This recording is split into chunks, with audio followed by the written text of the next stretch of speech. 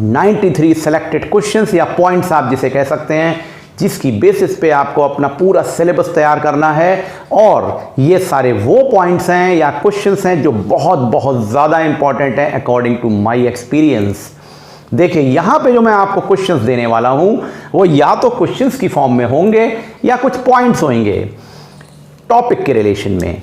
मैं ऐसा बिल्कुल क्लेम नहीं कर रहा हूं कि मैं आपको जो ये 93 क्वेश्चंस बता रहा हूं पूरा पेपर इसी में से आ जाएगा, पर आप देखेंगे, जब आप पेपर को देखेंगे तो आपको लगेगा कि ये सारे क्वेश्चंस तो हम एक बार तैयार कर चुके हैं बोर्ड एग्जामिनेशन के पहले।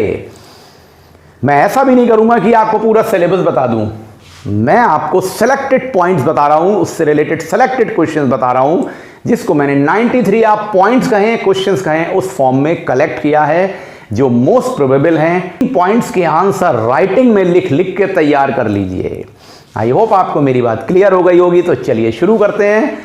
सबसे पहले आज हम जो डिस्कस करने जा रहे हैं वो है चैप्टर 4, पहला चैप्टर। एक ऑर्डर में चलेंगे और आखिरी चैप्टर तक पहुंच जाएंगे। मैं जो आपको यहां पे बता रहा हूं उसकी बेसिस पे डायरेक्ट क्वेश्चन भी हो सकता है, रीजन बेस्ड क्वेश्चन भी हो सकता है, एनालिटिकल क्वेश्चन भी हो सकता है। देखिए आईसीएसई एग्जामिनेशन का जो फिजिक्स पेपर होता है उसकी एक बड़ी यूनिक पैटर्न है। वो पैटर्न ये है कि आपसे डेफिनेशन की बेस पे डायरेक्ट क्वेश्चन तो पूछ सकते हैं, लेकिन वो घुमा के क्वेश्चन पूछ लेते हैं, उसमें रीजनिंग और एनालिसिस हो जाती है और कोई भी क्वेश्चन एक लाइन से ज्यादा के आंसर का नहीं होता है। मतलब आपको ऐसा नहीं करना है कि 6-6 लाइन की आंसर लिखने हैं, 10 लाइन का आंसर लिखना है। आप देखिए जो पहला चैप्टर हम ले रहे हैं वो है फोर्स, और फोर्स चैप्टर का जो क्वेश्चन नंबर 1 है, आप इन सबको नोट कर लीजिएगा अपने पास, वो टॉर्क से रिलेटेड है।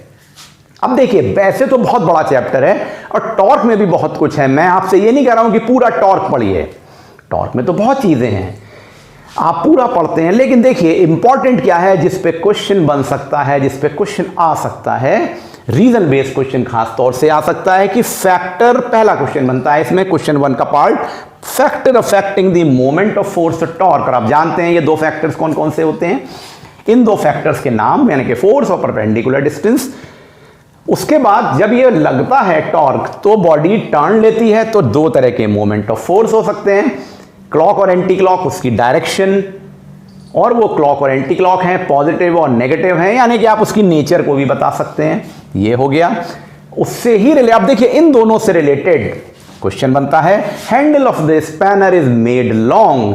तो सिंपल सी बात है ना कि आपको मोमेंट ऑफ फोर्स कम करना है, ज्यादा करना है, फोर्स कम अप्लाई करना है, ज्यादा अप्लाई करना है, तो आप स्पैनर का हैंडल लंबा क्यों बनाते हैं। देखिए ये मैंने आपको जो क्वेश्चन बताया, आप कह सकते हैं सर आपने तो 3 क्वेश्चन बता दिए, नहीं ये एक ही क्वेश्चन है क्योंकि ये इंटर रिलेटेड है। अब मैं आपसे अगर ये कहूँगी हैंडल ऑफ स्पैनर को तैयार करिए, तो आपको अगर ये नहीं पता होगा तो ये नहीं तैयार कर पाएंगे।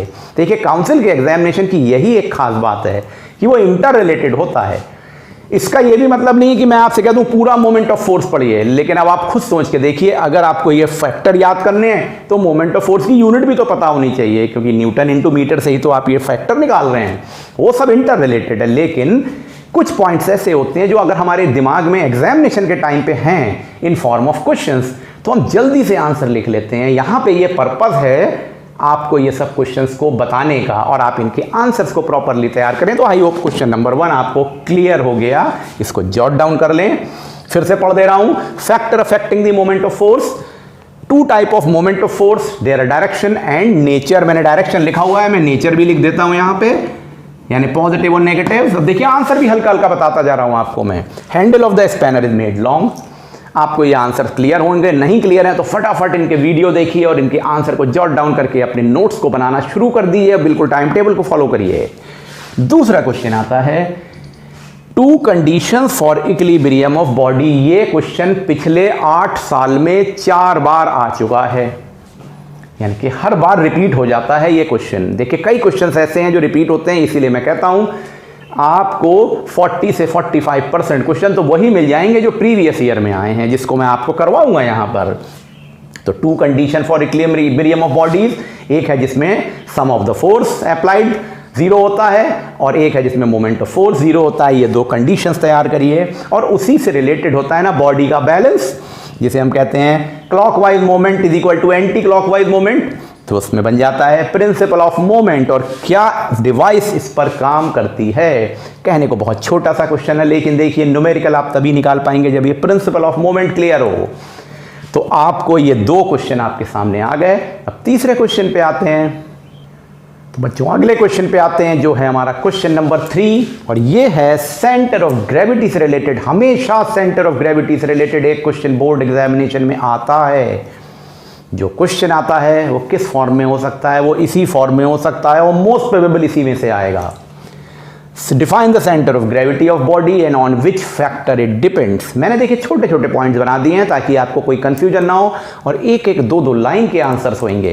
तो सेंटर ऑफ ग्रेविटी की डेफिनेशन और वो किस फैक्टर पे डिपेंड करता है। आप जानते हैं मास और डिस्ट्रीब्यूशन ऑफ मास जो ये सब है।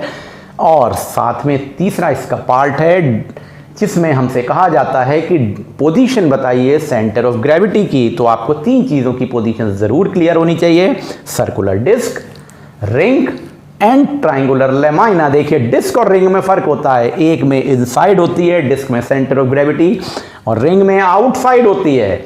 मैं आपको देखिए छोटा छोटा हिंट भी देता चल रहा हूँ कि जब आप आंसर लिखें तो क्या लिखें, बहुत बड़े सेंटेंसेस नहीं लिखेंगे।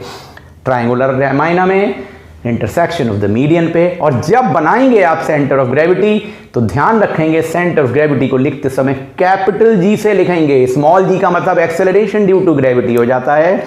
कैपिटल जी से सिंबल को बनाएंगे उसके, और उसकी जगह पर लिख देंगे उसको।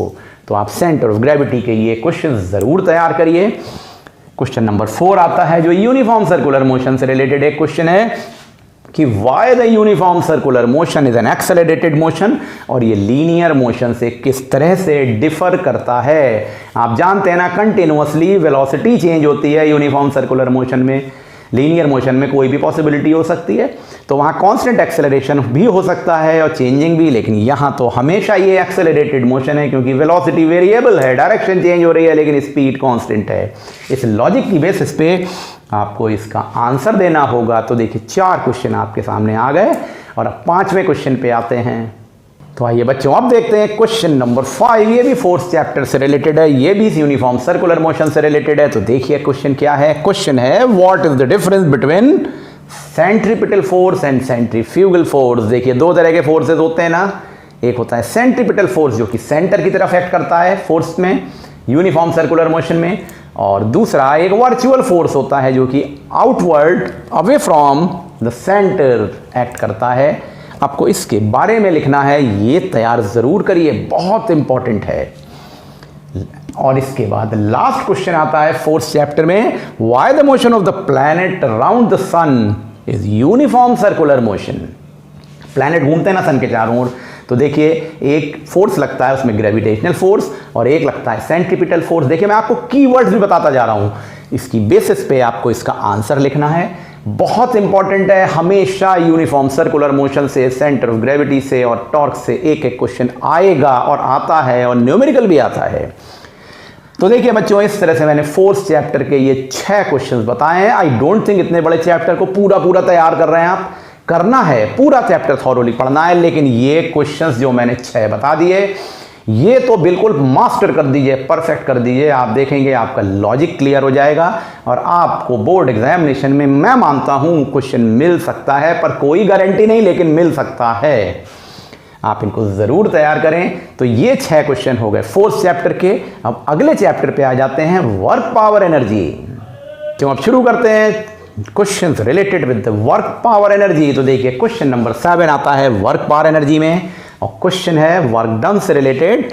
अ body is acted upon by a force. देखिए क्वेश्चन को समझिएगा, बॉडी पे फोर्स लग रहा है, but under which 2 conditions we can say work done will be 0। Force लग रहा है फिर भी वर्क डन 0 है। अब देखिए फोर्स ना लगे तो वर्क हुआ ही नहीं, लेकिन क्वेश्चन की लैंग्वेज को समझिए, उसके हिसाब से आंसर देना है।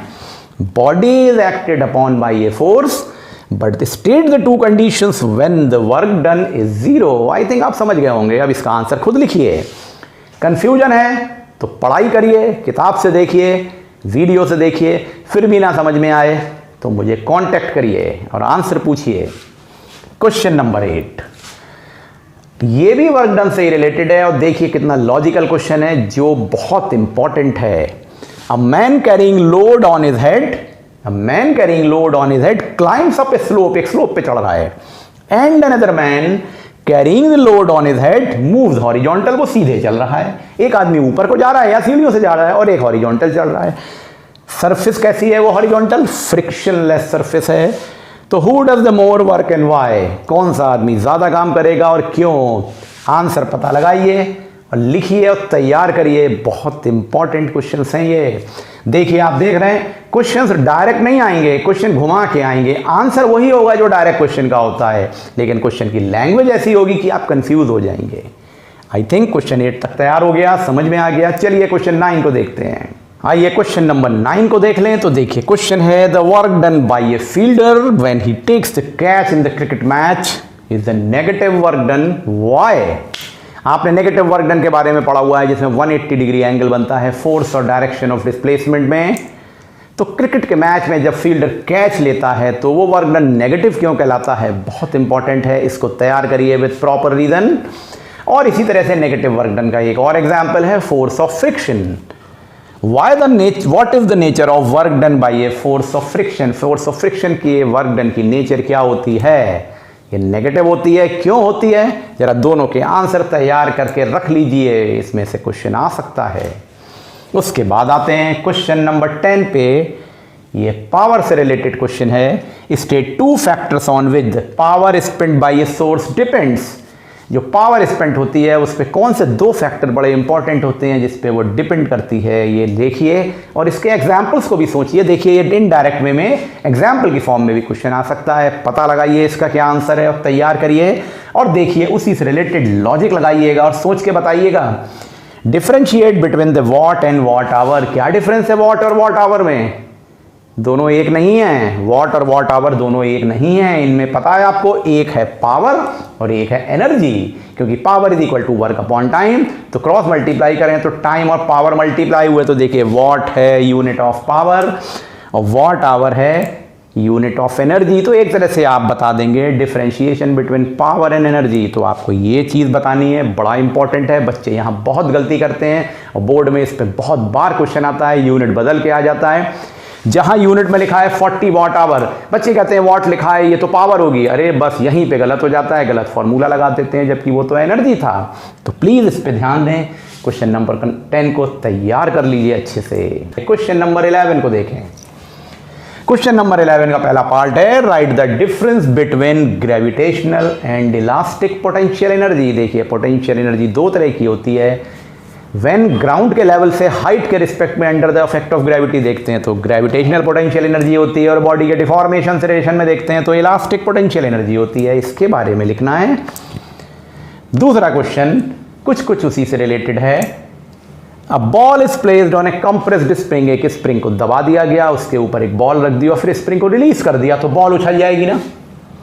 तो a ball is placed on A compressed spring, what form of energy does spring possesses. अगर वो दबी हुई है और उसको छोड़ दें तो बॉल उछलती है, तो स्प्रिंग में कौन सी एनर्जी है और क्यों ऐसा हो रहा है और क्या क्या होगा, इससे रिलेटेड रीजन को लिखना है। ये क्वेश्चन पहले भी 3 या 2 बार एग्जामिनेशन में आ चुका है। इस तरह का क्वेश्चन आया है, डायरेक्ट ये नहीं लेकिन लैंग्वेज बदल के। अगले क्वेश्चन पे आते हैं, क्वेश्चन 12 पे। तो देखिए In what way does the temperature of the water at the bottom of the waterfall differ from the temperature at the top। देखिए पानी ऊपर से नीचे झरने से गिरता है ना, बहुत बड़े वाटरफॉल से, तो ऊपर पानी का टेम्परेचर अलग होता है, नीचे टकराने पे पानी का टेम्परेचर बदल जाता है। क्या बदल के चेंज हो जाता है ये आप खुद डिसाइड करिए और मुझको बताइए और आंसर को तैयार कर लीजिए। तो आपके देखिए 12 तक क्वेश्चन हुए। आइए अगले क्वेश्चन पे आते हैं, क्वेश्चन 13 पे। अगले क्वेश्चन पे आते हैं जो कि क्वेश्चन नंबर 13 है। तो देखिए ये establish the relationship between kinetic energy and momentum. बड़ा इंपॉर्टेंट रिलेशनशिप है, बहुत बार पूछा गया है और ज़रूर आएगा। और इसी से रिलेटेड इसका एक पार्ट बनता है रीजनिंग का। देखिए अगर आपको ये रिलेशनशिप पता है, काइनेटिक एनर्जी और मोमेंटम का डिराइव करना आता है, तो आप ज़रूर इस आंसर को कर देंगे। A light mass and the heavy mass have the equal momentum. 2 तरह की बॉडीज हैं, एक हैवी मास और एक लाइटर मास की, दोनों का मोमेंटम इक्वल है। तो बताइए किसमें काइनेटिक एनर्जी ज़्यादा होगी और क्यों। वेरीफाई करिए इसको मैथमेटिकली और विद रीज़न। तो a light mass and the heavy mass have the equal momentum which will have the more kinetic energy, verify with the reason। तो ये देखिए इंटर रिलेटेड क्वेश्चन है, अगर आप ये तभी कर पाएंगे जब ये आता है, तो इसलिए ज़रूरी है कि इस आंसर को देने के लिए ये ज़रूर सीखिए। That's why I have given the question like this. तो इससे आपका पूरा थॉरो रिवीजन होगा, थॉरो तैयारी होगी। क्वेश्चन नंबर 14 को देख लीजिए। State the work energy theorem बहुत ज़रूरी है समझना, इस पे न्यूमेरिकल भी ज़रूर आता है और आएगा, 100% गारंटी है वर्क एनर्जी थ्योरम पे न्यूमेरिकल आएगा, चाहे काइनेटिक एनर्जी की फॉर्म में आए चाहे पोटेंशियल एनर्जी की फॉर्म में आए। तो आपको ये work equal to initial and kinetic energy या potential energy minus final kinetic energy का जो रिलेशन है वो ज़रूर तैयार करिए। स्टेटमेंट और फॉर्मूला दोनों लिखेंगे उसमें। देखिए आप सिर्फ जब ये कहा जाता है स्टेट तो डेफिनीशन लिख देते हैं, डेफिनीशन के साथ में उसका फॉर्मूला ज़रूर लिखिए, तभी मार्क्स अवार्ड होंगे। उसके बाद आते हैं what when an arrow is shot, एक एरो को छोड़ा जाता है बो से, इट हैज काइनेटिक एनर्जी, भागता है ना वो आगे तो उसमें काइनेटिक एनर्जी है। From where this kinetic energy is achieved in the arrow, ये काइनेटिक एनर्जी उसमें कहाँ से आती है और क्यों आ जाती है, राइट विद रीजन। तो आप इस क्वेश्चन को ज़रूर तैयार करेंगे। ये इंटर कन्वर्जन है पोटेंशियल और काइनेटिक एनर्जी का। देखिए ये आंसर्स जब आप लिख रहे हैं और प्रैक्टिस कर रहे हैं तो बहुत इंपॉर्टेंट है कि कीवर्ड्स की फॉर्म में आंसर्स को लिखें और उसको अच्छे से तैयार करें, अदरवाइज ये क्वेश्चन सुन लेने से कोई काम नहीं बनेगा। मैं आपको हिंट देता चल रहा हूँ कि क्या आंसर किस तरह से लिखना है, तो इस बात पे ज़रूर ध्यान दीजिए। आइए आते हैं क्वेश्चन नंबर 15 पे।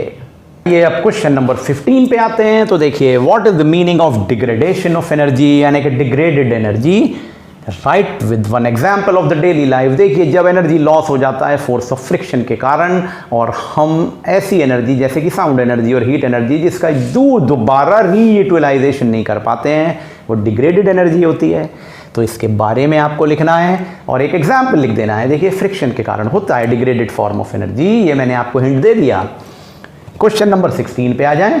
तो देखिए पहला part, state the principle of conservation of energy. जब बच्चे law of conservation of energy लिखते हैं तो सभी लोग लिख देते हैं energy can neither be created nor be destroyed, ये तो सभी लिखते हैं, and one form changes to another, पर एक शब्द लिखना भूल जाते हैं, that sum of the total energy in the universe remain constant. ये शब्द ज़रूर लिखेंगे, भले ही आपकी किताब में ब्लू कलर के ब्लॉक में ना दिया हो, पर ये कांस्टेंट वर्ड उसके नीचे दिया है, वो ज़रूर लिखेंगे। मेरे वीडियो में देखिए मैंने इसको बहुत डिटेल में एक्सप्लेन किया है। ये लिखेंगे state the energy change in the ball when it is throne upward from the ground. एक बॉल को नीचे से ऊपर फेंका गया, तो आप जानते हैं ना काइनेटिक एनर्जी और पोटेंशियल एनर्जी का इंटर रिलेशन होगा। ये क्यों होता है, कैसे होता है, इसको लिखना है विद रीजन। आइए अब शुरू करते हैं क्वेश्चन नंबर 17, जो कुछ इससे रिलेटेड होगा, यानी कंजर्वेशन ऑफ एनर्जी से ही रिलेटेड होगा। तो आप शुरू करते हैं क्वेश्चन नंबर 17। तो देखिए verify that the sum of the kinetic energy and potential energy, that is the total mechanical energy, is always conserved in case of a freely falling ball from a certain height। एक certain height से ball नीचे को गिर रही है, तो हर position पे, चाहे वो टॉप हो चाहे बीच की कोई पोजीशन हो या ग्राउंड लेवल पर आने पर, उस बॉल के अंदर जो टोटल काइनेटिक और पोटेंशियल एनर्जी है उसका यानी कि सम, वो हमेशा कंजर्व रहता है। mgh, ये एक डेरिवेशन है ना, ऑफकोर्स डेरिवेशन बोर्ड एग्जामिनेशन में नहीं आते हैं, पर ये एक ऐसा वेरिफिकेशन है जो बहुत बार आया है, और इसकी बेसिस पे आप न्यूमेरिकल सॉल्व करते हैं, रीजनिंग प्रॉपर वे में दिमाग लगा के तैयार करते हैं। और ये क्वेश्चन इससे जो पहले था 16 उससे भी रिलेटेड था, इसको ज़रूर तैयार करिए, आपका बहुत सारा लॉजिक क्लियर हो जाएगा। और उसके बाद एक और क्वेश्चन आया कंजर्वेशन ऑफ एनर्जी से ही रिलेटेड, ये भी सब कंजर्वेशन से ही रिलेटेड था। A pendulum with the bob of the mass m is oscillating about its mean position, तो what kind of kinetic and potential energy के changes वहाँ हो रहे हैं, उससे रिलेटेड क्वेश्चन है, उसको रीजन के साथ लिखना है। इसमें डायग्राम ज़रूर बनाइए, पेंडुलम बनाइए, और उसकी पोजीशंस पे एक्सट्रीम पे जो पोटेंशियल है वो मीन पे आके काइनेटिक में कन्वर्ट हो गई, इसके बारे में लिखिए। देखिए बोर्ड एग्जामिनेशन में law of conservation of energy से हमेशा थ्योरी और न्यूमेरिकल दोनों आते हैं, तो कोई ना कोई क्वेश्चन इनमें ज़रूर आ जाएगा। तो बच्चों इन दिस वे आपने ये 18 तक क्वेश्चन करे, और ये वर्क पावर एनर्जी के क्वेश्चन यहाँ पे ख़त्म हो जाते हैं। बाकी 2 क्वेश्चन मशीन के होंगे, आइए वो भी डिस्कस करते हैं इस वीडियो में। तो आइए बच्चों अब शुरू करते हैं मशीन चैप्टर से, जो कि क्वेश्चन नंबर 19 में है। तो देखिए question number 19, state the 4 ways in which a machine is useful to us. 4 तरीके होते हैं जिससे मशीन को हम यूजफुल बना सकते हैं अपने लिए, जैसे कि force multiplier, speed multiplier, change in direction and changing the direction of effort applied with examples. तो आपको यहाँ एग्जाम्पल्स भी लिखने हैं और वो 4 तरीके लिखने हैं, ये बहुत इंपॉर्टेंट है, इससे आपकी पूरी रीजनिंग क्लियर हो जाएगी। क्वेश्चन नंबर 20 आता है, मैकेनिकल एडवांटेज और वेलोसिटी रेशियो यूनिटलेस प्रॉपर्टी हैं। भाई क्यों यूनिटलेस प्रॉपर्टी हैं, क्यों यूनिटलेस हैं, इसका क्या फॉर्मूला है और कैसे होता है, ये रीजन लिखिए। इसका सेकंड पार्ट आता है, डिफाइन एफिशिएंसी ऑफ मशीन और why a machine can not be 100% efficient. Efficiency work output upon work input का रेशियो जिसे आप कहते हैं, और ये 100% एफिशिएंट क्यों नहीं होती है, वेट ऑफ द मशीन होता है, फ्रिक्शन होता है, like that, loss of energy होता है, उससे रिलेटेड आंसर लिखना है। इस बात की चिंता ना करें क्योंकि आप अगर क्वेश्चन को देखेंगे तो हर क्वेश्चन 1 नंबर का होता है। क्वेश्चन नंबर 21 आपके सामने आ रहा है, establish the relationship between efficiency MA and VR and name the term that does not change for the given machine. I think आप जानते होंगे efficiency is equal to MA upon VR, इसका derivation करके दिखाइए। बहुत बार आया है ये क्वेश्चन और बड़ा इंपॉर्टेंट है इस बार के लिए, और इस पे न्यूमेरिकल भी आ सकता है। और जानते हैं ना कौन सी टर्म कांस्टेंट रहती है, वेलोसिटी रेशियो, तो बस आंसर लिख डालेंगे इसका। तो इस तरह से आप इस क्वेश्चन को कर लेंगे। उसके बाद आते हैं क्वेश्चन नंबर 22 पे। क्वेश्चन नंबर 22 में 2 पार्ट्स हैं लेकिन ये दोनों इंटर रिलेटेड हैं। देखिए एक का आंसर अगर आपको आता है तो दूसरे का आंसर निकाल लेंगे। तो देखिए किस तरह से क्वेश्चन है, why the mechanical advantage is less than the velocity ratio in A machine. Mechanical advantage हमेशा क्यों कम होता है, जरा सोचिए क्यों कम होता है मैकेनिकल एडवांटेज वेलोसिटी रेशियो से। अब ये आंसर मैं नहीं बताने वाला आपको अभी। दूसरा, right the differences between an ideal machine and the practical machine. देखिए आइडियल मशीन तो 100% एफिशिएंसी की है और प्रैक्टिकल मशीन में थोड़ा कम है, तो ये क्यों है, और ये दोनों आपस में इंटर रिलेटेड हैं। और आसानी से अब आप अगर एक क्वेश्चन का आंसर जानते हैं तो दूसरे का निकाल लेंगे। तो आप इन क्वेश्चंस को तैयार कर लीजिए। ये क्वेश्चन नंबर 21 और 22 हो गए। 22 नंबर का क्वेश्चन तो बहुत ज़्यादा इंपॉर्टेंट है, प्रैक्टिकल मशीन और आइडियल मशीन का डिफरेंस, जिसकी बेसिस पे बहुत सारे लॉजिक्स क्लियर हो जाते हैं। तो प्लीज़ इसको ज़रूर तैयार करिएगा। चलिए शुरू करते हैं क्वेश्चन नंबर 23 से।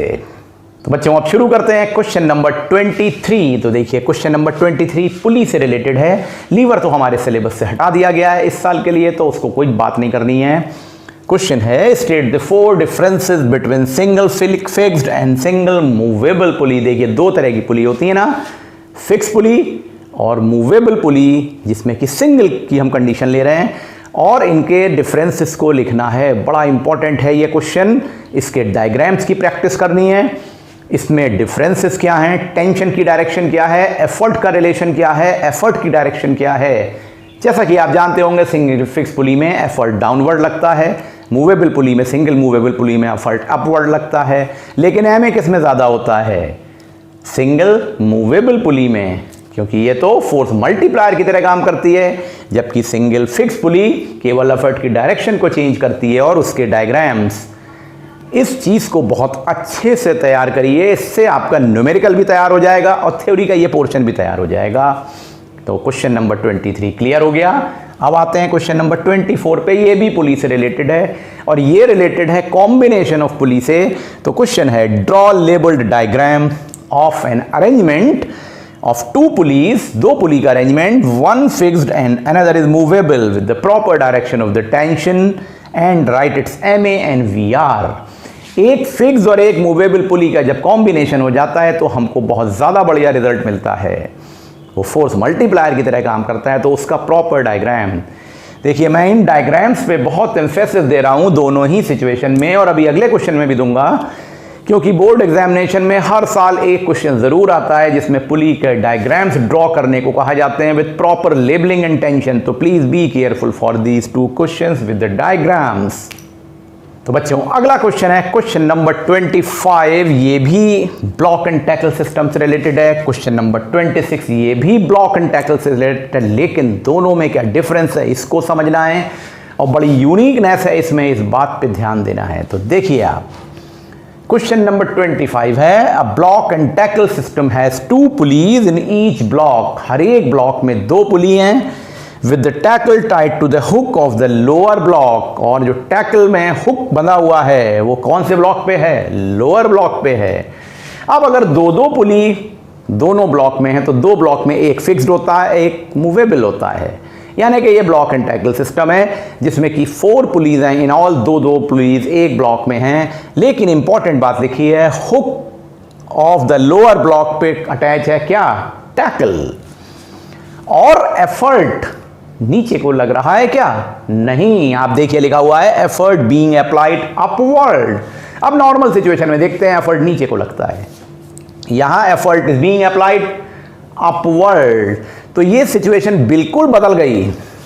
और यहां पर एक बड़ी इंपॉर्टेंट बात ध्यान देने की होती है, वो क्या होती है? क्या मैं बताऊं आपको? नहीं, इस टाइम पे मैं नहीं बताऊंगा, आपको इसको देखना चाहिए, वीडियो में भी इसके बारे में डिस्कशन है। ये नॉर्मल सिचुएशन से थोड़ा डिफरेंट है क्योंकि यहां पे एफर्ट अपवर्ड लग रहा है और नॉर्मल सिचुएशन में हम जो देखते हैं एफर्ट नीचे को लगता है। तो ये 4 पुली का ब्लॉक एंड टैकल सिस्टम है विद एफर्ट अपवर्ड। तो कितना मैकेनिकल एडवांटेज होगा, कितना वेलोसिटी रेशियो होगा और क्यों होगा, ये रीजन भी इंपॉर्टेंट है। और टेंशन कैसे मार्क होंगी, इसको तैयार करिए। उसके बाद आता है क्वेश्चन नंबर 26 जो थोड़ा नॉर्मल क्वेश्चन है। Draw the label diagram of A block and tackle system of pulleys having velocity ratio 5। अब देखिए वेलोसिटी रेशियो के आधार पर डिसाइड करिए कितनी पुली होंगी, कितने ब्लॉक होंगे, कौन से ब्लॉक में ज़्यादा पुली होंगी, कौन से ब्लॉक में कम पुली होंगी। तो ये 5 पुली का सिस्टम बनाना है। और क्यों 5 पुली का सिस्टम हमको पता लगा, ये पता लगाइए और इसके डायग्राम की टेंशन, एफर्ट बताइए, लोड की डायरेक्शन बताइए। तो आप कंपेयर करके देखेंगे क्वेश्चन नंबर 25 और 26 एंटायरली अलग अलग लॉजिक पर बेस्ड हैं। इनको तैयार करिए और अपने आंसर को फाइनलाइज करिए। तो आइए शुरू करते हैं। अगला क्वेश्चन नंबर 27 जो अब मशीन तो फिनिश हो गया और अगले chapter refraction at plane surface से आने वाला है। तो शुरू करते हैं क्वेश्चन नंबर 27 जो अब आ रहा है chapter refraction at plane surface से। तो देखिए पहला क्वेश्चन 27 जो है यहाँ पर, इसमें पहला पार्ट है what is the cause of refraction of light. बड़ा सिंपल है, जब लाइट रे एक मीडियम से दूसरे मीडियम में जाती है तो स्पीड चेंज हो जाती है। इस रिलेशन में आंसर लिखेंगे। अब इसका दूसरा पार्ट देखिए जो उससे ही रिलेटेड है लेकिन बड़ा दिमाग लगाने वाला काम है और ये बड़ा इंपॉर्टेंट है आगे के रे डायग्राम्स के लिए भी। One light ray is incident at an angle to the surface, मतलब एक लाइट रे किसी एंगल पे गिर रही है सरफेस पे, उस सरफेस पे जो कि दो मीडिया को सेपरेट कर रही है। तो one light ray is incident at an angle to a surface separating the 2 media and another light is incident normally, दूसरी लाइट नॉर्मली गिर रही है on the surface. Then what is the difference in their behaviour, उनके behaviour में क्या फर्क होगा ये खुद पता लगाइए। कि लाइट रे ऑब्लिक गिरेगी सरफेस पे तो क्या बिहेवियर होगा और नॉर्मल गिरेगी तो क्या बिहेवियर होगा। और एक और चीज पता लगानी है कि वहां पे क्या स्पीड का चेंज कैसा होगा, क्या होगा कि नहीं होगा, इसका कारण दीजिए, रीजन दीजिए। तो and is there any change in the speed, give reason. ये दोनों क्वेश्चन इंटर रिलेटेड हैं और बहुत इंपॉर्टेंट हैं, इसको तैयार कर लीजिए। Next we come to question number 28। इसमें देखिए ये रिफ्रैक्टिव इंडेक्स से रिलेटेड है। अब अगर स्पीड पता है तो रिफ्रैक्टिव इंडेक्स का रिलेशन भी समझ में आ जाएगा। Define refractive index of a medium in relation to speed of light. Speed के रिलेशन में जो फॉर्मूला बनता है उससे आप डिफाइन करिए रिफ्रैक्टिव इंडेक्स क्या होता है। और उसी रिस्पेक्ट में एक स्टेटमेंट है कि refractive index of the diamond is 1.5 for the white light. Diamond की रिफ्रैक्टिव इंडेक्स 1.5 है, किसके रिस्पेक्ट में, व्हाइट लाइट के रिलेशन में। इसका क्या मीनिंग है, व्हाट डज इट मीन, ये स्टेटमेंट के एक्सप्लेनेशन को दीजिए। तो अगर आपको ये रिफ्रैक्टिव इंडेक्स का लॉजिक क्लियर है स्पीड ऑफ लाइट से तो आप इसको दे देंगे। और इंपॉर्टेंट बात देखिए इन दोनों क्वेश्चंस का रिलेशन जो ऊपर वाला क्वेश्चन 27 है इससे रिलेटेड है। अगर आपको कॉज ऑफ रिफ्रैक्शन और स्पीड का रिलेशन पता है तो आप ये सारे पार्ट्स पूरा कर लेंगे और आपको शर्तिया बोर्ड एग्जामिनेशन में इससे क्वेश्चन मिलने वाला है, थ्योरी और न्यूमेरिकल दोनों में। आइए शुरू करते हैं क्वेश्चन नंबर 29 एंड 30। अब शुरू करते हैं क्वेश्चन नंबर 29 और 29 नंबर का क्वेश्चन भी रिफ्रैक्टिव इंडेक्स से ही कुछ रिलेटेड है। देखिए रिफ्रैक्टिव इंडेक्स से ही हमेशा क्वेश्चन आता है किसी ना किसी रीजन की बेस पे। तो यहाँ है name and write with reason. देखिए नाम लिखिए उसके और उसका रीजन भी लिखिए। Write about the factors on which refractive index of the medium depends. आप जानते होंगे ना 2-4 फैक्टर्स के बारे में, जैसे कि कलर, वेवलेंथ, स्पीड, इस तरह के सारे फैक्टर्स आपने पढ़े हुए हैं, या टेम्परेचर ऑफ द मीडियम। ये सब चेंज होने से किस तरह से refractive index of the medium पे असर होता है, इसका क्या रीज़न है, और ये सब आपस में इंटर रिलेटेड है। अगर वेवलेंथ चेंज हो रही है, कलर चेंज हो रहा है, तो स्पीड चेंज हो रही है, टेम्परेचर के रिलेशन से स्पीड चेंज हो रही है, वेवलेंथ चेंज हो रही है, सब इंटर रिलेटेड है। उस लॉजिक को ज़रूर तैयार कर लीजिए।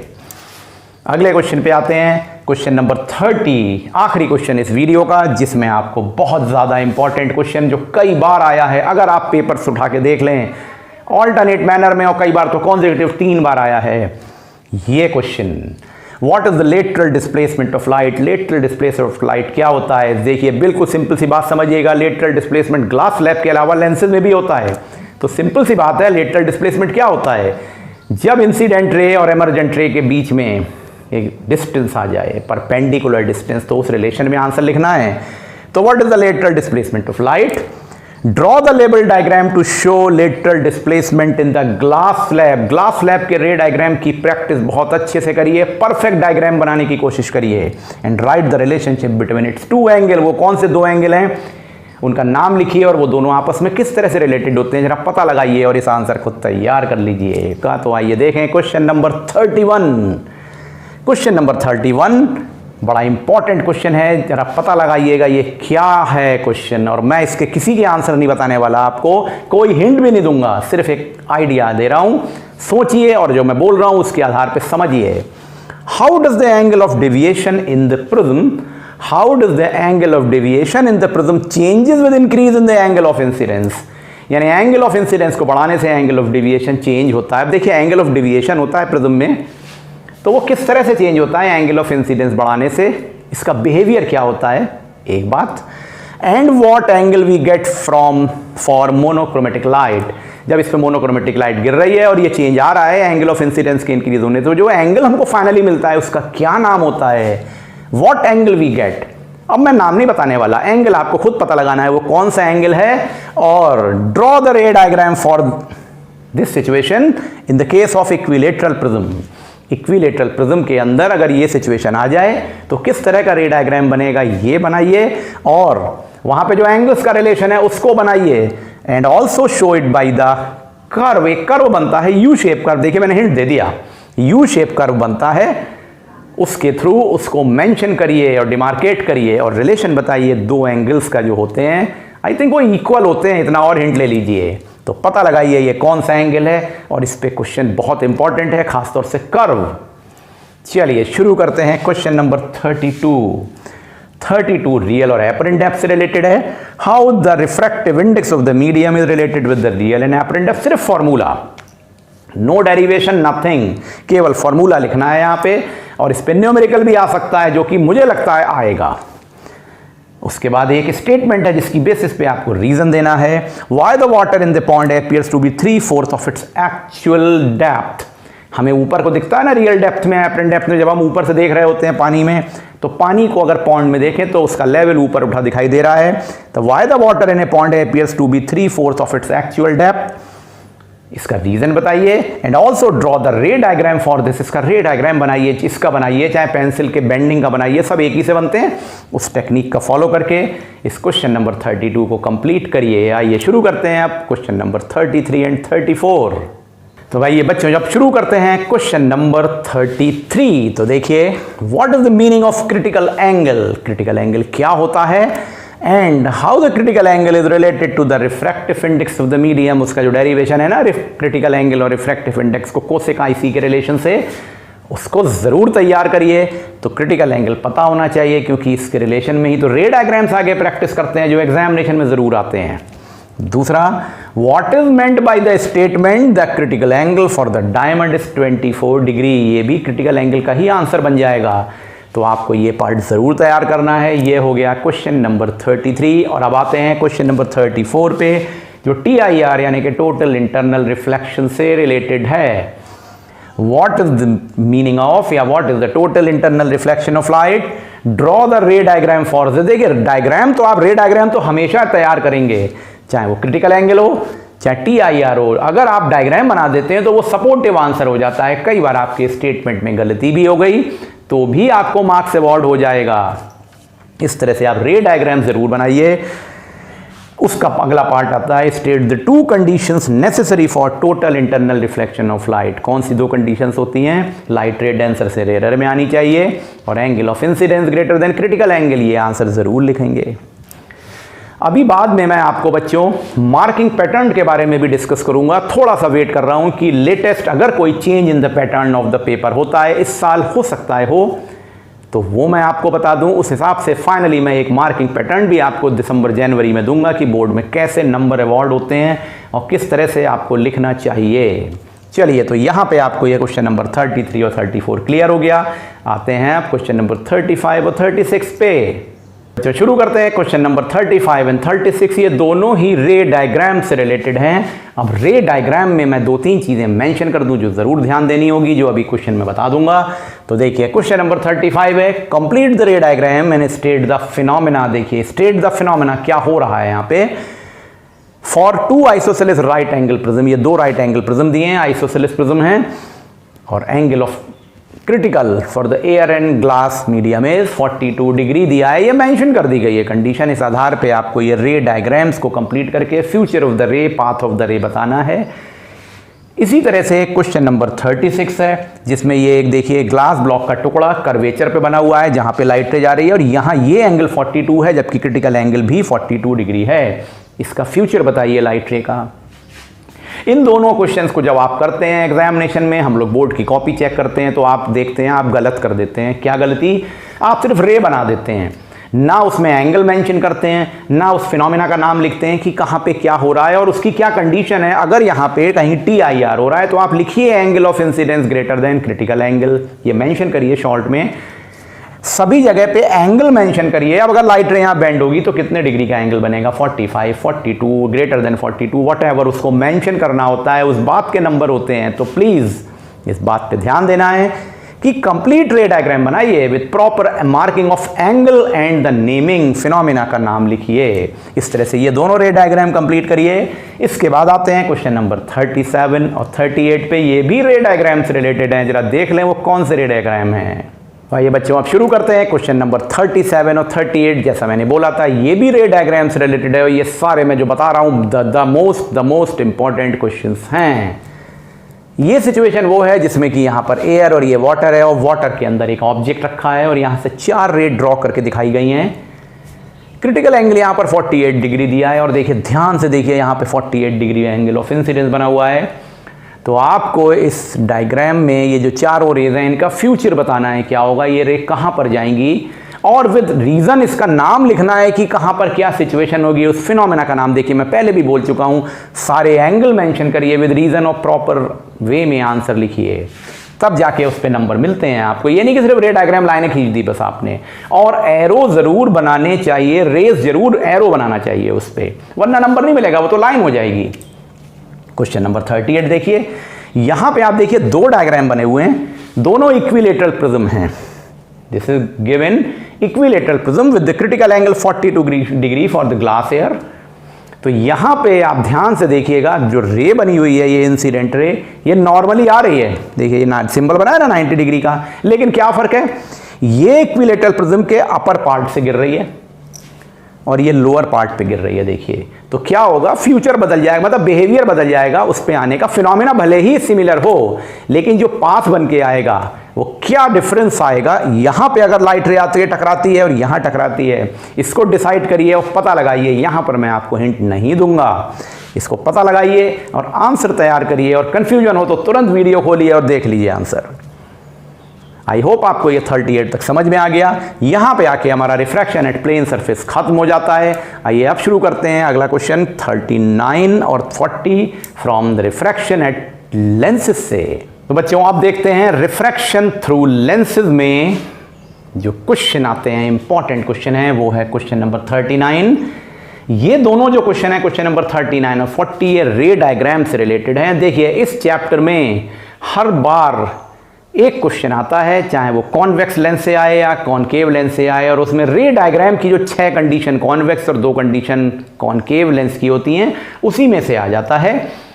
अब आने को तो कोई भी आ सकता है, क्वेश्चन किसी भी तरह का आ सकता है, लेकिन व्हाट आई फील कि ये क्वेश्चन जरा ज़्यादा इंपॉर्टेंट है। अगर आप बाकी भी याद करते हैं, बाकी भी तैयार करते हैं रे डायग्राम, जो करेंगे ज़रूर, तो इसी पैटर्न पे करिएगा। देखिए मैं पैटर्न भी दे रहा हूं आपको ना, तो हो सकता है कि ये सिचुएशन ना आके कोई और सिचुएशन आ जाए, लेकिन तरीका यही होगा, या तो ये पैटर्न हो सकता है या ये पैटर्न हो सकता है क्वेश्चन के आने का। तो यहां जो दो क्वेश्चन में जो मुझे लगता है सबसे ज्यादा डिफिकल्ट और इंपॉर्टेंट हैं वो मैं देख रहा हूं, तो वो दिखते हैं। क्वेश्चन नंबर 39 है कि L is the lens given, AB is an object and F1 and F2 are the focus. तो आपको रे डायग्राम कंप्लीट करना है, लेंस का नाम लिखना है, nature and position of the image और इसका एक एप्लीकेशन। अब देखिए आपको पहचानना होगा ये कौन सी सिचुएशन है, तो जरा ध्यान से देखिए। आपको बोला गया F1 और F2 क्या है, फोकस, और ये ऑब्जेक्ट कहां रखा है जरा आप ध्यान से देख सकते हैं। तो बस डिसाइड करिए और ड्रॉ करिए डायग्राम और पता लगाइए ये कौन सी सिचुएशन है। हो सकता है कहीं और ऑब्जेक्ट रखा होता तो भी तो आप ड्रॉ कर लेते। दूसरे तरीके का क्वेश्चन जो आ सकता है क्वेश्चन 40 में, ये स्टेटमेंट की फॉर्म में और आपको रे डायग्राम बनाना है। A lens form an upright diminish image, upright और diminish, अब ध्यान से सोचिएगा upright और diminish कहां होती है लेंस में इमेज, कॉन्वेक्स में होती है कि कॉनकेव में होती है, कहां होती है, of an object placed in the front of it, यानी कि एक अपराइट और डिमिनिश इमेज बन रही है ऑब्जेक्ट की जो लेंस के सामने रखा है। Name the lens and draw it's रे डायग्राम, तो भी आपको रे डायग्राम बनाना है। तो देखिए अब ये भी हो सकता था इस क्वेश्चन का रे डायग्राम यहां दे दिया जाता और इस क्वेश्चन को लैंग्वेज की फॉर्म में पूछ लिया जाता, तो आपको आंसर आना चाहिए। तो जैसा मैंने बोला ना, क्वेश्चन तो या तो कॉन्वेक्स से आएगा या कॉनकेव से आएगा, पर जरूर आएगा। आपको ये 6 कंडीशंस और इसकी 2 कंडीशंस हैं, यानी एक कॉन्वेक्स और एक कॉनकेव। मैंने दोनों तरह के क्वेश्चन दे दिए हैं, थोड़ा हिंट भी दे दिया है। अब आप इन दोनों क्वेश्चंस को तो मोर एम्फेसिस के साथ तैयार कर लीजिए। Question number 41 refraction through lenses से है। तो क्या क्वेश्चन है ये, define the power of lens and write the meaning of 1 dioptre. आप जानते हैं पावर ऑफ लेंस क्या होता है और यूनिट इसकी डायोप्टर होती है, तो उस डायोप्टर की क्या मीनिंग है in relation to focal length, इसको लिखना है। और उसके बाद है what is the meaning of positive and negative power of lens. देखिए कॉनकेव और कॉन्वेक्स 2 तरह के लेंस होते हैं, तो फोकल लेंथ भी पॉजिटिव और नेगेटिव होती है। उस रिस्पेक्ट में आपको पावर को पॉजिटिव और नेगेटिव के रिलेशन में आंसर देना है।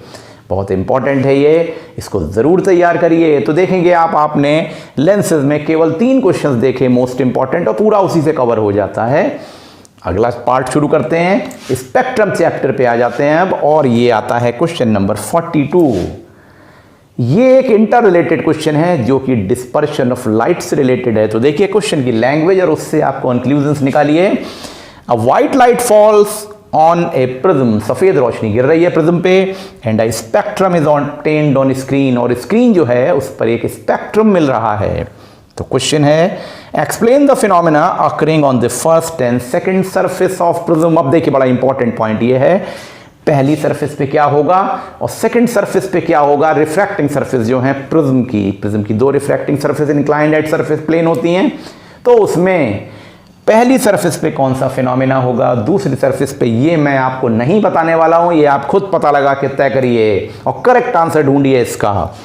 दूसरी बात, अगला पार्ट इसका, define the pattern obtain on the first surface. अब देखिए define the pattern obtain on the first surface, उसका नाम लिखिए और उसको increasing order of the wavelength में लिखिए। ये क्या है जरा पता लगा के आंसर लिखिए। और उसका थर्ड पार्ट, इसका कारण क्या है, what is the cause of this phenomena, जो अभी मैंने नाम तो ले ही दिया था, लेकिन अब आप इसको बिल्कुल वेल डिफाइंड तरीके से टू द पॉइंट आंसर लिख के तैयार कर लीजिए। तो आइए अब शुरू करते हैं अगला क्वेश्चन 43 और क्वेश्चन 44 पे आते हैं। तो बच्चों अब शुरू करते हैं क्वेश्चन नंबर 43। तो 43 भी स्पेक्ट्रम से है। देखिए ये 43rd क्वेश्चन है, इसके 3 पार्ट्स इनफेक्ट बनाए गए हैं जो तीनों इंटर रिलेटेड हैं। What are the infrared rays and how are they detected? Infrared radiation क्या होता है और ये कैसे डिटेक्ट होता है, जानते हैं ना, हीटिंग इफेक्ट से। यस, तो हीटिंग इफेक्ट के बारे में यहाँ एक्सप्लेन करेंगे, छोटा सा लिखना है। उसका अगला पार्ट है write the property and the cause, write the property and the cause due to which infrared rays और radiation are use for the photography in night. देखिए डेंजर सिग्नल, फोटोग्राफी एक नाइट, थेरेपेटिक यूज, ये सारे infrared radiation के use है। उन सब के पीछे एक ही रीजन है। वो क्या रीजन है, ये रीजन वेवलेंथ का है और स्कैटरिंग से रिलेटेड है कि इसमें लीस्ट स्कैटरिंग होती है, क्योंकि वेवलेंथ सबसे ज़्यादा होती है तो स्पीड ज़्यादा होती है, तो ये सीधे चलती हैं। That's why they are use for photography. इससे रिलेटेड आंसर लिखना है इसमें। उसके बाद आते हैं क्वेश्चन नंबर 44 पे, जो यूवी रेडिएशन से रिलेटेड है। How the ultraviolet radiation is detected. कुछ याद करिए कौन सा केमिकल यूज किया गया था, उसकी बेसिस पे आंसर लिखना है कि how the ultraviolet radiation is detected. उसका अगला part, why the ultraviolet bulb have a quartz envelope instead of glass. कांच का नहीं होता है, वो क्वार्ट्ज का एनवलप होता है अल्ट्रावायलेट बल्ब में। और उसी से रिलेटेड पार्ट है, नेम द प्रिज्म और material used to obtain the spectrum of infrared radiation and ultraviolet radiation and why। इसका आंसर में रीजन भी लिखिए। तो आपको ये देख के क्वेश्चन समझ में आ रहा होगा। सेकंड पार्ट, क्वार्ट्ज का जो एनवलप है वो, और जो थर्ड पार्ट में है, name the material of prism जो कि यूज करते हैं। जरा पता लगाइए क्या है ये रीजन, और इस आंसर को तैयार कर लीजिए। तो चलिए अब शुरू करते हैं अगले क्वेश्चन दो, क्वेश्चन नंबर 45 एंड 46। तो बच्चों अब शुरू करते हैं क्वेश्चन नंबर 45 और 46। ये भी साउंड चैप्टर से हैं और इको से रिलेटेड हैं, और बड़ा इंपॉर्टेंट चैप्टर होता है eco.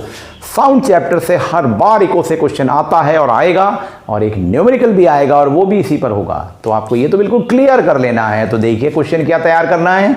What is an echo. Echo को एक डिफाइन करिए, बिल्कुल टू द पॉइंट उसको लिखिए कि वो इको होता क्या है और किस प्रिंसिपल पे काम करता है। State the to conditions necessary for listening और हियरिंग द डिस्टिंक्ट इको। हमको क्लियर इको सुनना है तो उसके लिए कौन सी दो कंडीशंस चाहिए हैं, यानी कि डिस्टेंस का रिलेशन और टाइम ड्यूरेशन का रिलेशन आपको क्लियर करना होगा। उसके बाद इको किस तरह से डिफरेंट है एक और फिनोमेना जो होता है रिवर्बरेशंस उससे। तो आपको बिल्कुल क्लियर पता होना चाहिए कि रिवर्बरेशंस क्या होता है और इको क्या होता है, और उसकी दो कंडीशंस क्या हैं जो बहुत इंपॉर्टेंट हैं, और इसी पे बेस्ड होता है न्यूमेरिकल। तो आप ये ज़रूर तैयार करेंगे। और क्वेश्चन नंबर 46 है उसके एप्लीकेशन पे बेस्ड। डॉल्फिन भी यूज़ करती हैं इको का, बैट भी यूज़ करते हैं। मैंने यहाँ पे सोनार लिया है। अब देखिए डॉल्फिन आ जाए, बैट आ जाए तो भी, सोनार आ जाए तो भी, लॉजिक तो एक ही है, वेव तो एक ही है, फंडामेंटल वर्किंग प्रिंसिपल तो एक ही है। तो आपको कंफ्यूज नहीं होना है, कोई आंसर में बदलाव नहीं होना है। तो यहाँ पे हमने क्वेश्चन लिया है व्हाट इज सोनार, इसका फुल फॉर्म पता होना चाहिए, and on which principle it based, ये किस प्रिंसिपल पे बेस्ड है, and name the wave use for this, इसमें कौन सी वेव यूज की जाती है और उसका क्या कारण है, वो वेव्स क्यों यूज करते हैं। अब ये वेव्स कौन सी हैं पता लगाइए, सोनार कैसे काम करता है पता लगाइए, और इस आंसर को लिखिए। और लिखना किस बेसिस पे है, इको के लॉजिक पे लिखना है। तो ये एप्लीकेशन ऑफ इको का बड़ा इंपॉर्टेंट क्वेश्चन है। हो सकता है इस सोनार के जब बजाय डॉल्फिन पे क्वेश्चन आ जाए या बैट पे क्वेश्चन आ जाए, पर क्वेश्चन का मेथड तो वही रहेगा, कॉन्सेप्ट तो वही रहेगा। इस बात को ध्यान में रख के आप तैयार कर लेंगे। तो हमारे हो गए क्वेश्चन नंबर 46 तक। अब शुरू करते हैं क्वेश्चन नंबर 47 एंड 48। ये बच्चों आप शुरू करते हैं हम लोग अपना अगला क्वेश्चन, क्वेश्चन नंबर 47। तो देखिए, ड्रॉ द डिस्प्लेसमेंट टाइम और time displacement graph for a body executing natural vibrations. Natural vibrations में एग्जीक्यूशन में जो ग्राफ बनता है कांस्टेंट एम्पलीट्यूड का, वो ड्रॉ करिए और रीजन बताइए why the natural vibrations are not possible on earth and where does it take place. ये कहां पर होते हैं, इसका क्या रीजन है, ये आंसर करिए और ये खुद पता लगाइए क्यों नहीं होते हैं नेचुरल वाइब्रेशन अर्थ पे और कहां होते हैं। चलिए अगले क्वेश्चन पे आते हैं, क्वेश्चन नंबर 48, और ये एयर कॉलम से रिलेटेड है, बड़ा इंपॉर्टेंट है ये। Name the factor on which frequency of the sound emitted due to the vibration of an air column depend and how is it related to the factor. देखिए frequency वाला part तो, amplitude वाला part तो detail में हटा दिया गया है, जो लास्ट पोर्शन है साउंड का, लेकिन ये पार्ट बड़ा इंपॉर्टेंट है। ये एक नेचुरल फिनोमिना है जो फ्रीक्वेंसी का फिनोमिना है एयर कॉलम में। तो क्वेश्चन को फिर से समझ लीजिए, उस फैक्टर का नाम लिखिए जिस पर डिपेंड करती है किसी एयर कॉलम की फ्रीक्वेंसी, यानी frequency of air column change होती है, एक फैक्टर है जिसके बदल जाने से, और वो किस तरह से रिलेटेड होती है उससे। अब इसका हिंट मैं आपको नहीं दूंगा, ये आपको खुद पता लगाना है और इसके आंसर को अच्छे से लिखना है, बिल्कुल टू द पॉइंट आंसर लिखना है, और बहुत छोटा सा आंसर होगा। आई होप आपको क्वेश्चन समझ आ गया होगा। तो आप शुरू करते हैं इस वीडियो के लास्ट दो क्वेश्चंस, क्वेश्चन नंबर 49 और 50। तो बच्चों अब शुरू करते हैं क्वेश्चन नंबर 49, और 49 नंबर क्वेश्चन साउंड चैप्टर से ही है, जो आपको देख के समझ में आ रहा होगा किससे रिलेटेड है, जरा सोच के बताइए। ये डैम्प्ड वाइब्रेशन से रिलेटेड है। ग्राफ देख के समझ गए होंगे, ये देखिए डिस्प्लेसमेंट टाइम ग्राफ बना हुआ है जिसमें कंटिन्यूअसली एम्पलीट्यूड डिक्रीज हो रहा है। तो क्वेश्चन है name the vibration of the body given in the graph. Answer तो मैंने बता दिया अभी and write why its amplitude is decreasing continuously. इसका एम्पलीट्यूड क्यों डिक्रीज हो रहा है ये खुद लिखिए। And what will happen to the vibration after some time. तो इसके बारे में आपको बिल्कुल कायदे से to the point damping of the sound के बारे में लिखना होगा। आई थिंक क्वेश्चन क्लियर हो गया। चलिए अब शुरू करते हैं क्वेश्चन नंबर 50। ये बड़ा सिंपल सा क्वेश्चन है लेकिन बहुत इंपॉर्टेंट है। Define resonance, what condition is necessary for the resonance, यानी राइट द कंडीशन जो कि बहुत जरूरी है रेजोनेंस के लिए, रेजोनेंस को होने के लिए। और तीसरा पार्ट वो भी इंटर रिलेटेड है इससे, how the resonance differ from the forced vibration. देखिए हम जानते हैं ना कि resonance is also a condition of the force vibration. तो फोर्स वाइब्रेशन और रेजोनेंस में क्या डिफरेंस है, टू द पॉइंट डिफरेंस क्या है ये डिसाइड करिए। कंडीशन क्या नेसेसरी होती है और रेजोनेंस की डेफिनेशन। इस क्वेश्चन को आप तैयार करिए। क्वेश्चन नंबर 50 हो गया। आइए देखते हैं क्वेश्चन नंबर 51 क्या है। देखिए ये एक बड़ा इंटरेस्टिंग क्वेश्चन है जिसकी बेसिस पे आपको बहुत बड़ा लॉजिक क्लियर हो जाता है फोर्स वाइब्रेशन का और रेजोनेंस का, और एक प्रॉपर आंसर लिखना पड़ता है इसमें। सिर्फ नाम लिख देने से, आंसर लिख देने से काम नहीं बनता। तो देखिए क्वेश्चन क्या है, why are the string instruments, जो तार वाले इंस्ट्रूमेंट्स होते हैं ना, like the guitar, sitar, provided with the hollow sound box. आपने देखा होगा ना एक बड़ा सा साउंड बॉक्स होता है। क्यों? देखिए यहाँ पे रेजोनेंस भी है, यहाँ पर फोर्स वाइब्रेशन भी है, यहाँ मैचिंग भी फ्रीक्वेंसी है और लाउडनेस ऑफ द साउंड है। देखिए मैंने 4 फैक्टर बोले, और ये क्यों है? क्योंकि साउंड बॉक्स एक बहुत बड़ा एयर चैम्बर है जिसका लार्जर सरफेस एरिया है। तो जब आप इस आंसर को लिखेंगे तो 5 चीज़ों का ध्यान रखेंगे। क्या बोला मैंने? Larger surface area of the sound box, तो उससे एयर चैम्बर बन गया। मीडियम पार्टिकल्स वहीं पे बहुत बड़े एरिया में, रेस्ट्रिक्टेड एरिया में वाइब्रेट कर रहे हैं। तो रेजोनेंस, फोर्स वाइब्रेशन, लाउडनेस और लार्जर एम्पलीट्यूड, इन सब को मिला के इसका आंसर लिख दीजिए। आई होप आपको हिंट मिल गया। क्वेश्चन नंबर 52 को देखिए। ये देखिए रेजोनेंस रिलेटेड क्वेश्चंस के एग्जांपल्स पे है, प्रैक्टिकल एग्जांपल्स जो होते हैं। When a troop crosses a suspension bridge, the soldier are asked to break their steps. Soldier को अपने ब्रेक को कर देना होता है, स्टेप्स को कदम ताल करते हुए नहीं निकलना होता है। क्यों? ये समझिए। और दूसरा इसी तरह से, how do you tune your radio set at a particular frequency. Radio program या टेलीविजन प्रोग्राम को रिसीव करने के लिए आप ट्यूनिंग करते हैं उस रेडियो सेट की। क्यों करते हैं? उससे क्या होता है? कौन सा फिनोमिना है? फिनोमिना तो रेजोनेंस से रिलेटेड है ना, मैचिंग ऑफ फ्रीक्वेंसी, तो उसके बारे में यहाँ लिख के अपने प्रॉपर आंसर को तैयार कर लीजिए। तो ये 2 क्वेश्चंस करिए और इसके बाद हम लोग शुरू करते हैं नेक्स्ट क्वेश्चन।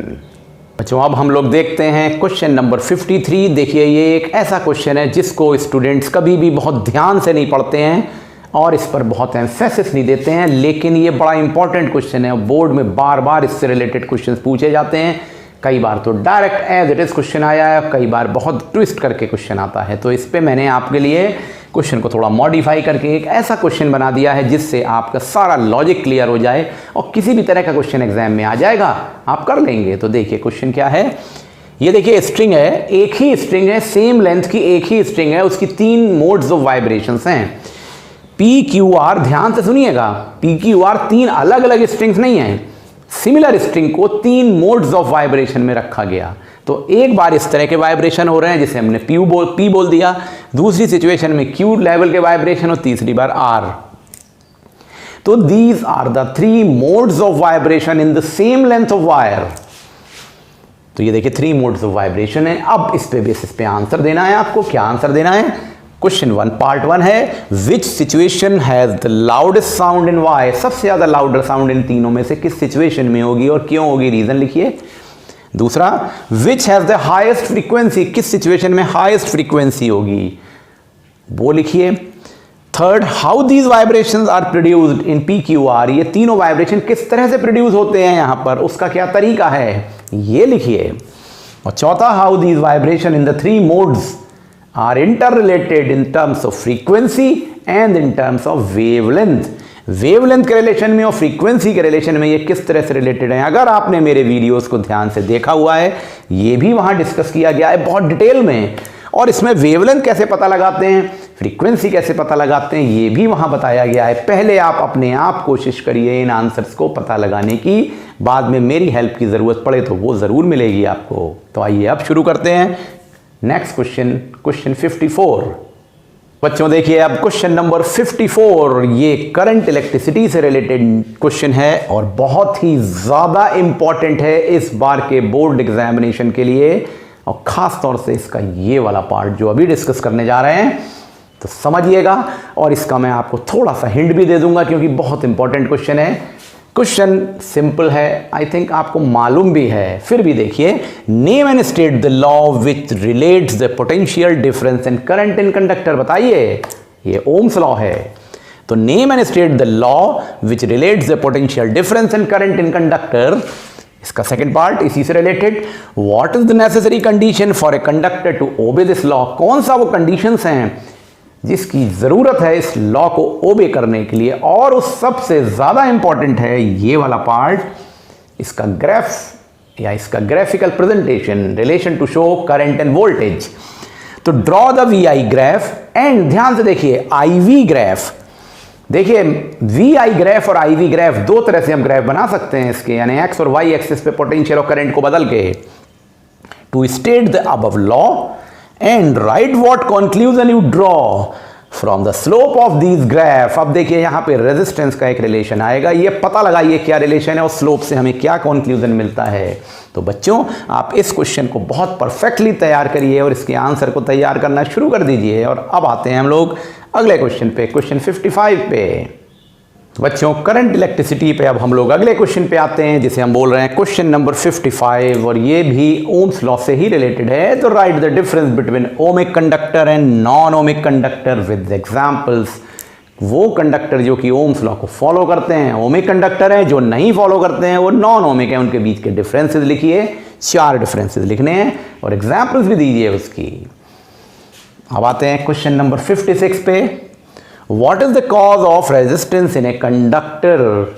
इस रेजिस्टेंस का मतलब देखिए, जब हम बोल रहे हैं ना कंडक्टर में रेजिस्टेंस, तो ये एक्सटर्नल रेजिस्टेंस जिसे हम कैपिटल आर कहते हैं वो है। And how it is different from internal resistance of cell. देखिए एक होती है एक्सटर्नल रेजिस्टेंस इन कंडक्टर और एक होती है इंटरनल रेजिस्टेंस इन सेल। इन दोनों में क्या डिफरेंस है और उसका क्या कॉज है, आपको इसके बारे में लिखना है, और ये बहुत इंपॉर्टेंट क्वेश्चन है। आई थिंक आपको ये बात अब क्लियर हो गई होगी। देखिए एक बात मैं यहाँ क्लियर कर दूं, हमारे रिड्यूस सिलेबस में कॉम्बिनेशन ऑफ रेजिस्टेंस के डेरिवेशंस को हटाया गया है, रेजिस्टेंस को नहीं हटाया गया है। रेजिस्टेंस के बिना तो करंट का काम ही नहीं हो पाएगा। तो ये क्वेश्चन को बहुत अच्छे से तैयार कर लीजिए। What is the cause of resistance in a conductor and how it is different from internal resistance of cell। अब शुरू करते हैं क्वेश्चन नंबर 57 ऑनवर्ड। तो बच्चों अब हम लोग देख लेते हैं क्वेश्चन नंबर 57 और 58। तो देखिए 57th क्वेश्चन, पहला part, define a specific resistance and right its expression and unit. देखिए एक होती है रेजिस्टेंस और दूसरी होती है स्पेसिफिक रेजिस्टेंस और रेजिस्टिविटी। यहाँ रेजिस्टिविटी पे क्वेश्चन है, इसकी क्या डेफिनेशन होगी और इसका क्या एक्सप्रेशन होगा और क्या यूनिट होगी, ये लिखिए। और साथ में ये बताइए कि दो फैक्टर्स वो कौन से हैं जिस पर ये रेजिस्टिविटी और स्पेसिफिक रेजिस्टेंस डिपेंड करती है। Mention the 2 factors on which specific resistance of wire depends. चलिए अब आते हैं क्वेश्चन नंबर 58 पे। Name the material used to make, वो मटेरियल का नाम बताइए और साथ में रीजन भी लिखना है, विद रीजन। टू मेक, पहला part filament of bulb. Bulb का जो फिलामेंट होता है ना, आप देखते हैं जो हीटिंग बल्ब होता है जिससे रोशनी मिलती है, वो बल्ब का फिलामेंट किस मटेरियल से बनाया जाता है और क्यों। दूसरा heating element. Heating element means geyser का जो एलिमेंट है या हमारा जो घर में हीटर होता है उसका एलिमेंट है। तीसरा स्टैंडर्ड रजिस्टर, जो ये रजिस्टर्स के बारे में हम लोग पढ़ते हैं करंट इलेक्ट्रिसिटी में, एक्सपेरिमेंट करते हैं, वो कॉइल जो रजिस्टर है उसको कैसे बनाया जाता है। और फ्यूज वायर, जो घर में सेफ्टी डिवाइस फ्यूज होती है ना, उसमें जो वायर होता है उसमें कौन सा मेटल यूज होता है, क्यों होता है, उसके बारे में आपको लिखना है और ये बहुत इंपॉर्टेंट है। जो अब ये तो हो गया क्वेश्चन नंबर 58 तक। अब देखते हैं अगले दो क्वेश्चन इस वीडियो में, क्वेश्चन नंबर 59 एंड 60। तो बच्चों अब देख लेते हैं क्वेश्चन नंबर 59 और 60। 59th क्वेश्चन देखिए, पहला पार्ट इसका, state the two differences between EMF and terminal voltage of the cell. देखिए अगर आपको इस पे सर्किट बेस्ड न्यूमेरिकल प्रॉब्लम सीखने हैं तो इसकी नॉलेज तो बहुत ज़रूरी है। और इसमें दो तरह से डिफरेंस आप लिख सकते हैं ईएमएफ और टर्मिनल वोल्टेज में। एक flow of charge in external and internal circuit की बेसिस पे, दूसरा open circuit and close circuit के रिलेशन में। तो आपको ये डिफरेंसेस लिखने हैं और ये भी बताना है कि इन रिलेशन टू फॉर्मूला, जो फॉर्मूला होता है एक, how the EMF and terminal voltage are related with the internal resistance of cell and external resistance in the wire. एक बड़ा टिपिकल फॉर्मूला होता है जिसकी हेल्प से आप सारे न्यूमेरिकल निकालते हैं। उस फॉर्मूले को लिखिए और ईएमएफ और टर्मिनल वोल्टेज किस तरह से इंटर रिलेटेड हैं इसको बताइए। आई होप क्वेश्चन क्लियर हो गया। नहीं क्लियर हुआ तो तैयार करिए और आंसर लिखिए। उसके बाद क्वेश्चन नंबर 60 पे आइए। सिंपल सा क्वेश्चन है, direct question. Write two factors on which internal resistance of cell depends, यानी इंटरनल रेजिस्टेंस स्मॉल आर किन दो फैक्टर्स पे डिपेंड करती है। द मोस्ट इंपॉर्टेंट फैक्टर्स के बारे में आपको लिखना है। ये क्वेश्चन क्या है? इस क्वेश्चन को देखने के बाद आप कहेंगे कि ये बहुत लंबा क्वेश्चन बना दिया है, कितने क्वेश्चन एक ही में भर दिए हैं ना। बड़ी इंटरेस्टिंग बात है, ये एक ही क्वेश्चन है और इतने सारे क्वेश्चंस के सेम आंसर होंगे, सेम इंटर रिलेशनशिप होगा। मैंने ये इसलिए इस तरह से लिखा कि किसी भी फॉर्म में क्वेश्चन आए आपको कंफ्यूजन नहीं होना चाहिए। आप क्या करते हैं ना, क्वेश्चन बैंक देखने के बाद रटना शुरू कर देते हैं, बस वहीं गलती हो जाएगी।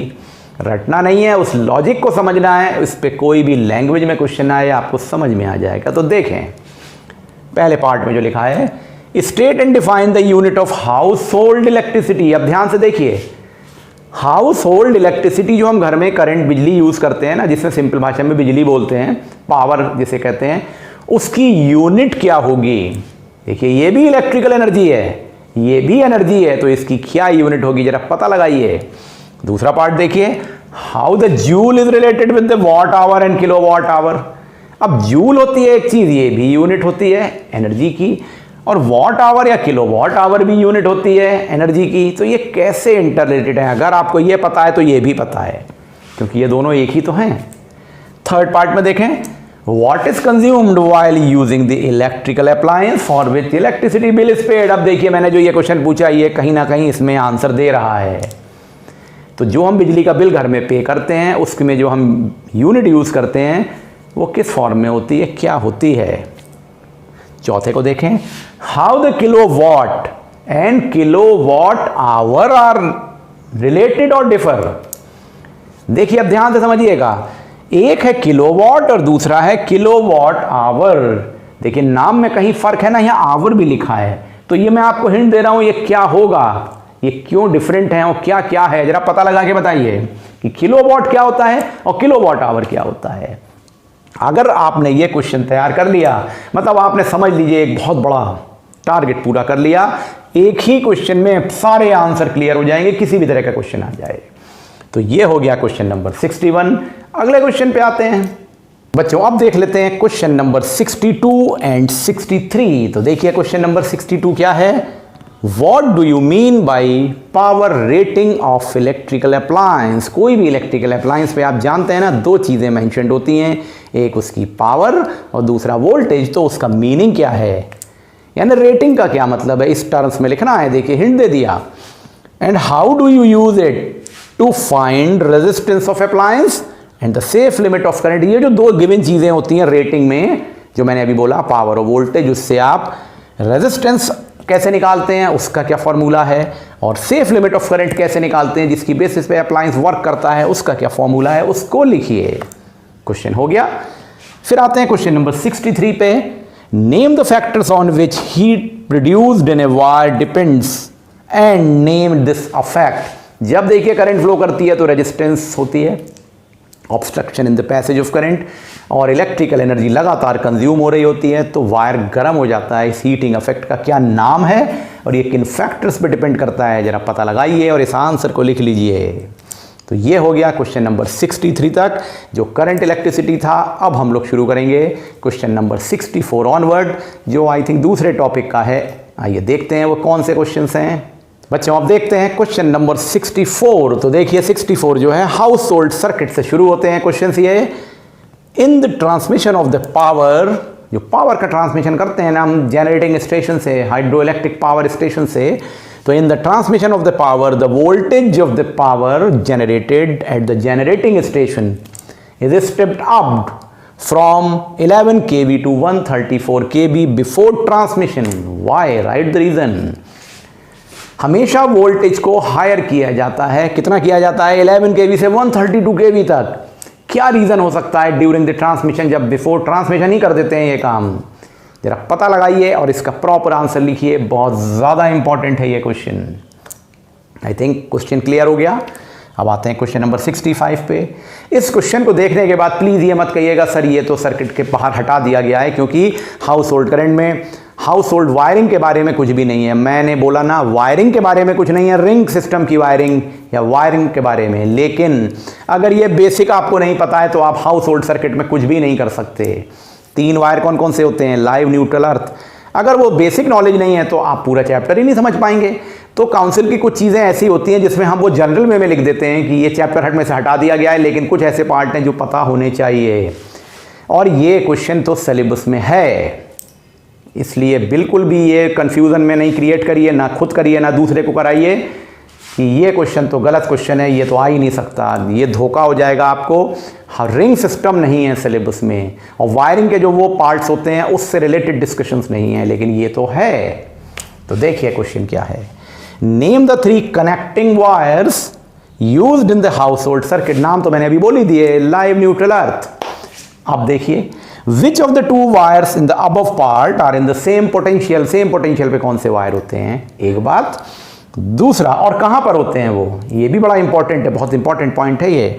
दूसरा, to which wire switch is connected. इनमें से जो 3 वायर हैं उसमें से स्विच या फ्यूज भी हो सकता है, साथ में फ्यूज वर्ड होता तो भी वही बात थी।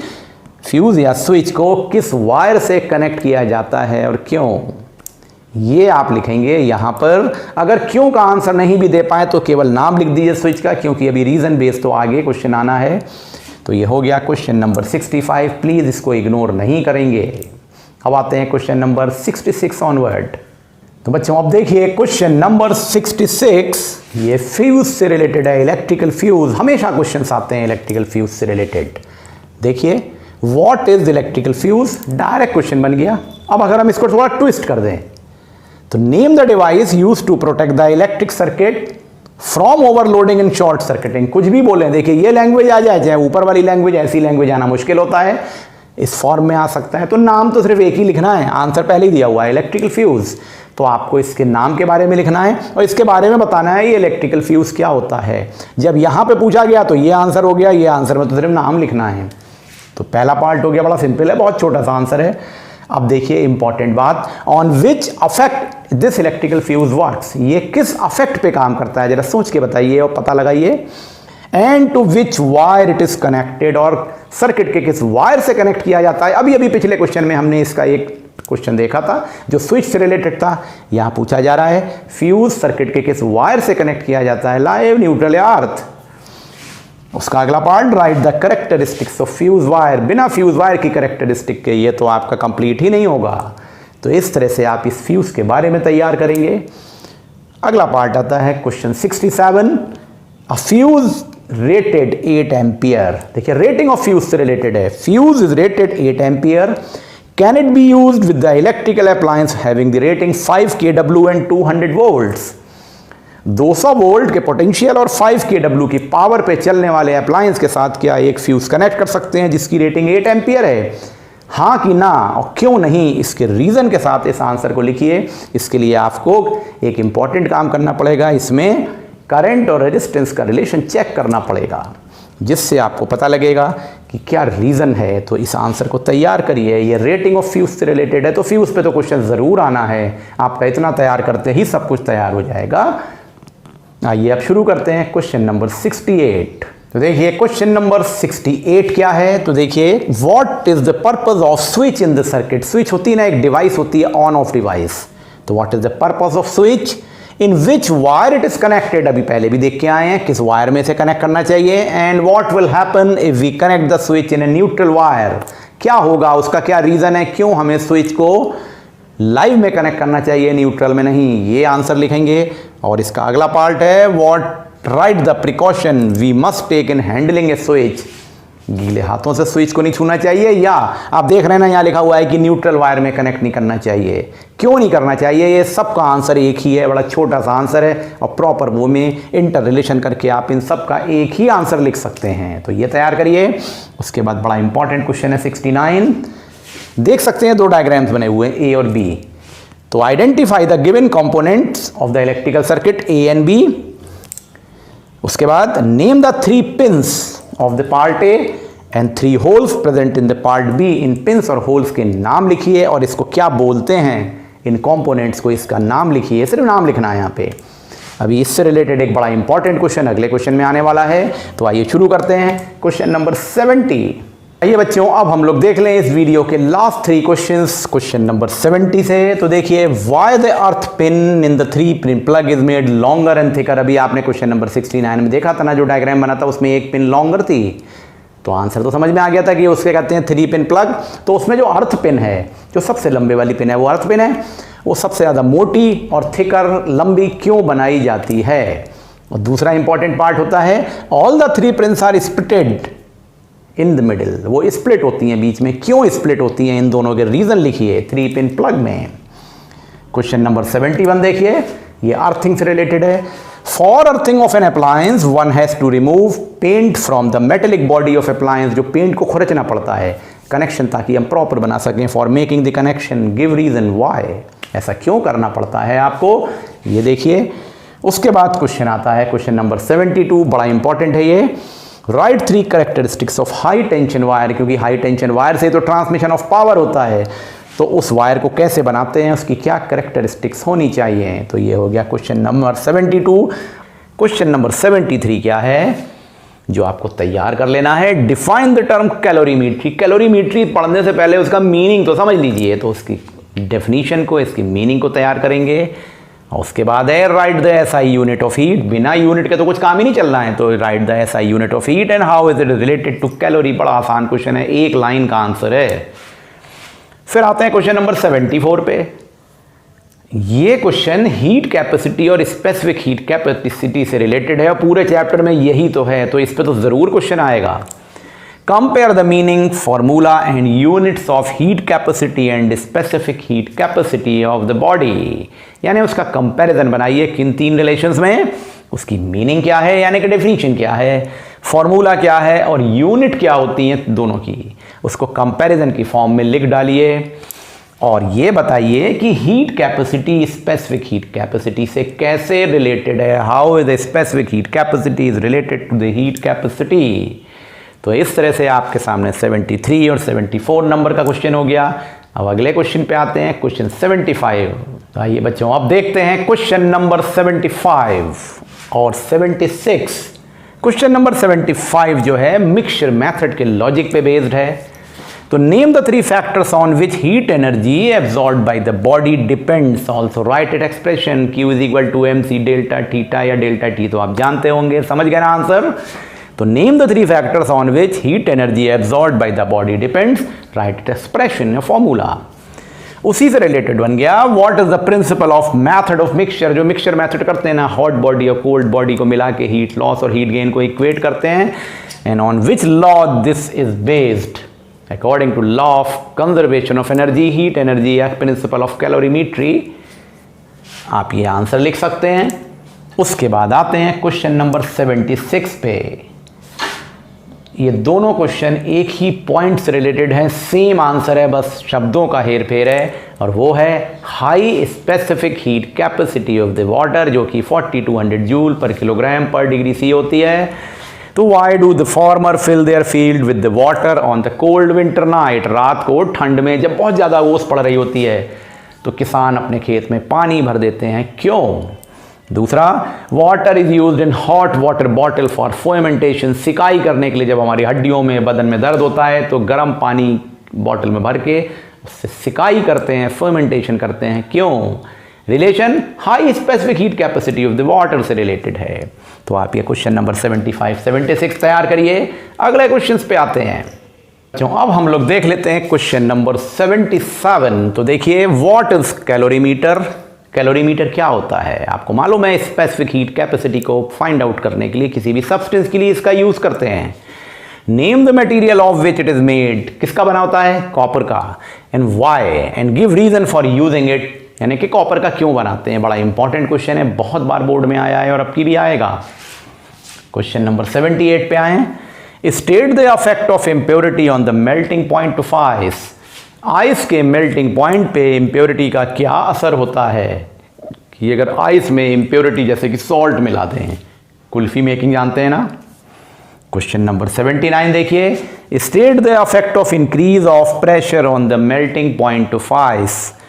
प्रेशर के इंक्रीज होने से मेल्टिंग पॉइंट ऑफ आइस पे क्या फर्क आ जाता है। ये क्वेश्चन नंबर 79 भी बड़ा इंपॉर्टेंट है, इसको तैयार करिए। और अब आते हैं क्वेश्चन नंबर 80 ऑनवर्ड। बच्चों अब शुरू करते हैं क्वेश्चन नंबर 80। देखिए, ये जो क्वेश्चन है इसके बारे में बच्चे मेरे से तरह तरह के सवाल करते हैं।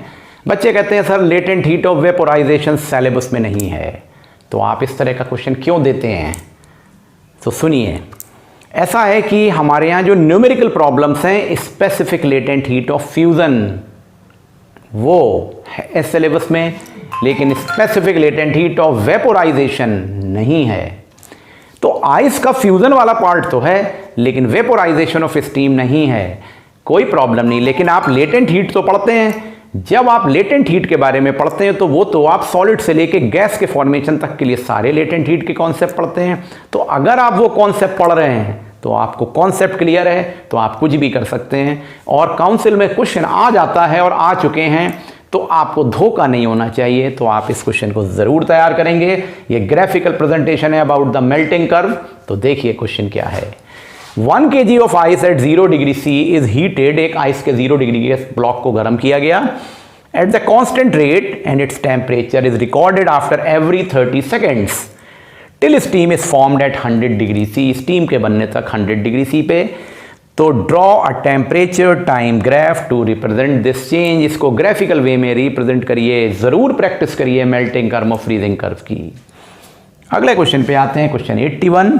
What is the effect of increase of pressure on the boiling point of a liquid. किसी लिक्विड के बॉइलिंग पॉइंट पे क्या फर्क पड़ता है।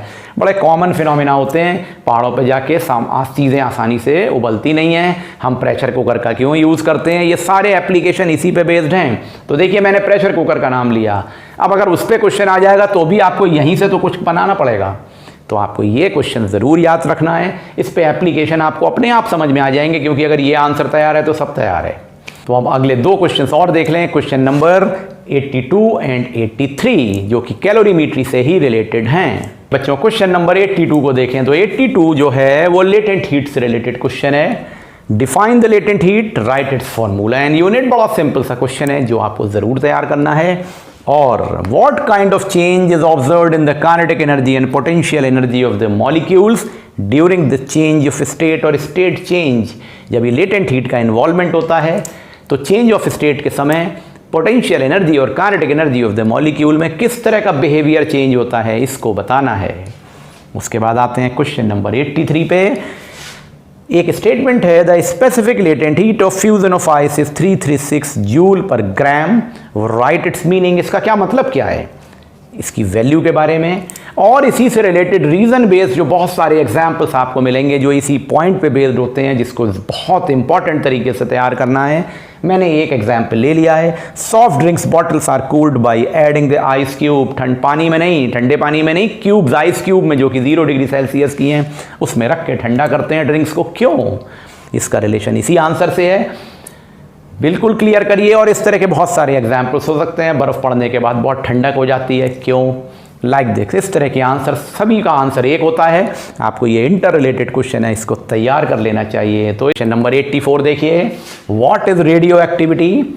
Name the 2 radioactive elements और write the cause of radioactivity. Radioactivity क्यों होता है, ये रीजन बड़ा इंपॉर्टेंट है, इसको तैयार करिए। और दूसरा क्वेश्चन तो द मोस्ट इंपॉर्टेंट क्वेश्चन में से है, हर बार लगभग पूछा जाएगा।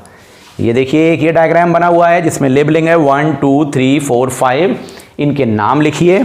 और यहाँ पे बोला गया है ये एक रेडियो एक्टिव एलिमेंट है। अब आप समझ जाएंगे, इसका नाम लिखिए ये रेडियो एक्टिव एलिमेंट से जो रेज निकल रही हैं उनके नाम लिखने के बाद सभी की तीन तीन प्रॉपर्टी, करेक्टरिस्टिक प्रॉपर्टीज और एक एक यूज के बारे में आपको लिखना है। Write the 3 main properties and 1 use of the 3, 4, 5 इनके। और एक बहुत इंपॉर्टेंट क्वेश्चन बनता है, वाई दिस पार्ट 5 जो रे है it is more bend showing bending than the compare to 3। यानी जो पार्ट 5 वाली रे है इसमें ज़्यादा बेंडिंग देख रहे हैं ना आप, इसके पीछे एक सिंपल सा रीज़न है और ये क्यों है, इसको तैयार करिए। इस क्वेश्चन को बहुत ध्यान से तैयार करना है, बड़ा इंपॉर्टेंट क्वेश्चन है। तो ये हो गया 85 तक। अब आते हैं क्वेश्चन नंबर 86 और 87 पे। तो देखिए क्वेश्चन नंबर 86 है, What change occur in the nucleus of an element when it emits an alpha particle, a beta particle और gamma radiation, यानी कि रेडियो एक्टिव एलिमेंट के न्यूक्लियस से जब अल्फा पार्टिकल एमिट होता है, बीटा पार्टिकल एमिट होता है या गामा रेडिएशन निकलता है तो किस तरह के चेंजेस होते हैं। और ये चेंजेस किस में होते हैं, एटॉमिक नंबर और एटॉमिक मास में। तो वो क्या चेंजेस होते हैं और नहीं होते हैं कि होते हैं, इसके बारे में आपको 86 नंबर के क्वेश्चन में लिखना है। उसके बाद क्वेश्चन नंबर 87 है, इस पे भी आमतौर से 1 नंबर का क्वेश्चन आ जाता है, write the difference between isotopes and isotones with example. देखिए जो रेडियो एक्टिविटी का क्वेश्चन है ये क्वेश्चन नंबर 10 होता था अब तक, क्योंकि अब की बार रिड्यूस सिलेबस है और उसमें अर्लियर सिलेबस में इलेक्ट्रोमैग्नेटिज्म और रेडियो एक्टिविटी एक साथ आता था। अब की बार तो पूरा 10 नंबर का क्वेश्चन रेडियो एक्टिविटी से आएगा, तो बहुत ज़्यादा स्कोप है नंबर लाने का और बहुत आसान चैप्टर है, इसको तैयार करिए। तो right the difference between isotones and isotopes with example. इसके बाद आते हैं क्वेश्चन नंबर 88 और 89 पे। तो देखिए क्वेश्चन नंबर 88 क्या है, 88 है what are the tracers, write with example. Tracers बड़ा इंपॉर्टेंट एस्पेक्ट है, इसके बारे में लिखना है और इसका एग्जाम्पल। और फिर है what are the radioisotopes, give one example and use of it. Radioisotopes क्या होते हैं, ट्रेसर्स क्या होते हैं, इससे रिलेटेड बहुत क्वेश्चंस एग्जामिनेशन में पूछे जाते हैं इस चैप्टर से, तो ज़रूर तैयार करिए। क्वेश्चन 89 भी कुछ मिलता जुलता क्वेश्चन है, write the use of the radio sodium chloride. देखिए नॉर्मल सोडियम क्लोराइड के साथ रेडियो सोडियम क्लोराइड बड़ा इंपॉर्टेंट होता है। अब कहीं ना कहीं ये सब इंटर रिलेटेड हैं, लेकिन आपको ये क्वेश्चन का आंसर इन पर्टिकुलर पता होना चाहिए क्योंकि कई बार आया है ये क्वेश्चन। उसके बाद why alpha particle are not used in radiotherapy. Radiotherapy में आमतौर से गामा रेडिएशन का यूज करते हैं, जबकि वो तो बहुत इंजूरियस है, तो अल्फा पार्टिकल का यूज क्यों नहीं करते हैं, इसका रीजन लिखिए। आइए अब शुरू करते हैं क्वेश्चन नंबर 90, 91, 92, 93 जो आखिरी के 4 क्वेश्चंस हैं। तो बच्चों देखिए question number 90, what are the background radiation, बड़ा इंपॉर्टेंट है ये। What are the background radiation and write example of its internal and external source. Background radiation 2 तरह के हो सकते हैं, 2 सोर्सेज से आते हैं, एक्सटर्नल और इंटरनल, उनके एग्जाम्पल्स लिखिए। ये हो गया बैकग्राउंड रेडिएशन। अब आते हैं क्वेश्चन नंबर 91 पे, name the 2 main sources of nuclear radiation. जो न्यूक्लियर हैजार्ड होता है ना, रेडिएशन आ जाता है, स्प्रेड हो जाता है, वो उसका 2 मेन सोर्सेस क्या हैं, and how are these radiation harmful, और ये किस तरह से हमारे लिए हार्मफुल हो जाते हैं, इसके बारे में लिखिए। इन सब पे जनरली बहुत क्वेश्चंस पूछे जाते हैं, इसको आप नेग्लेक्ट नहीं कर सकते हैं। ये फिजिक्स का ही पार्ट है और बड़ा इंपॉर्टेंट है क्योंकि हमारे एनवायरनमेंट से भी रिलेटेड है, तो इसको ज़रूर तैयार करिए। और अब बच्चों आते हैं लास्ट लेवल पे बिल्कुल, क्वेश्चन नंबर 92 एंड 93। तो देखिए question number 92, what is meant by the nuclear waste. Nuclear waste क्या होता है, state 1 way for safe disposal of nuclear waste. बहुत इंपॉर्टेंट है, जैसा अभी मैं कह रहा था एनवायरनमेंट से रिलेटेड क्वेश्चन सब बड़े इंपॉर्टेंट हो चुके हैं। तो state the 1 way for the safe disposal of nuclear waste, इसको तैयार करिए। उसके बाद फाइनल क्वेश्चन आया 93, state 3 safety precautions that you would take while handling the radioactive substance. यानी कि आपको क्या प्रिकॉशंस लेने चाहिए रेडियो एक्टिव सब्सटेंस को डील करते समय। तो इन दिस वे बच्चों आपने देखा यहाँ पर मैंने 93 क्वेश्चंस थ्योरी के इसकी सीरीज कंप्लीट कर दी यहाँ पर।